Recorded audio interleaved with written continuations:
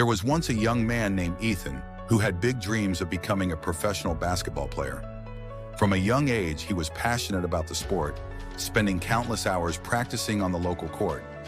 His dedication was unmatched, and as he grew older, everyone around him believed he was destined for success.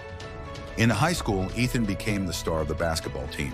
He led his team to many victories, winning championship after championship. Scouts from colleges began to notice him, and soon enough, he received a scholarship to play for a prestigious university. It seemed like all of his hard work was paying off, and he was on the path to greatness. But in his first season of college basketball, something unexpected happened. During a crucial game, Ethan attempted a layup, but an opposing player knocked him to the ground, causing him to land awkwardly. He felt a sharp pain in his knee. It turned out to be a serious injury that would require surgery and months of rehabilitation. For the first time in his life, Ethan was forced to sit on the sidelines.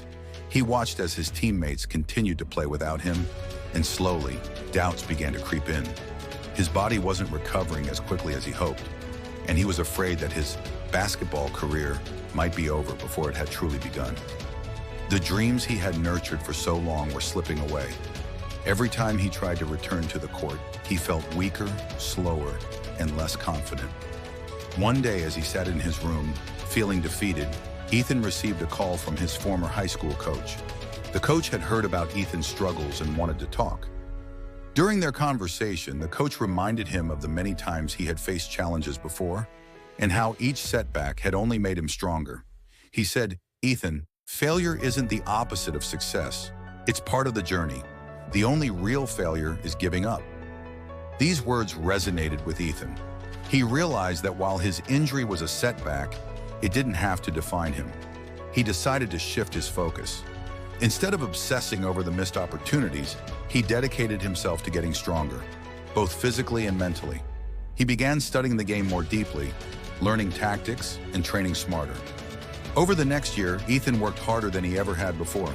He spent hours in the gym, not just rehabbing his knee, but strengthening his entire body. He practiced his shooting technique, his dribbling, and even his mindset. And more importantly, he learned to accept failure as part of his growth. When Ethan finally returned to the court, he wasn't the same player he once was. He was better.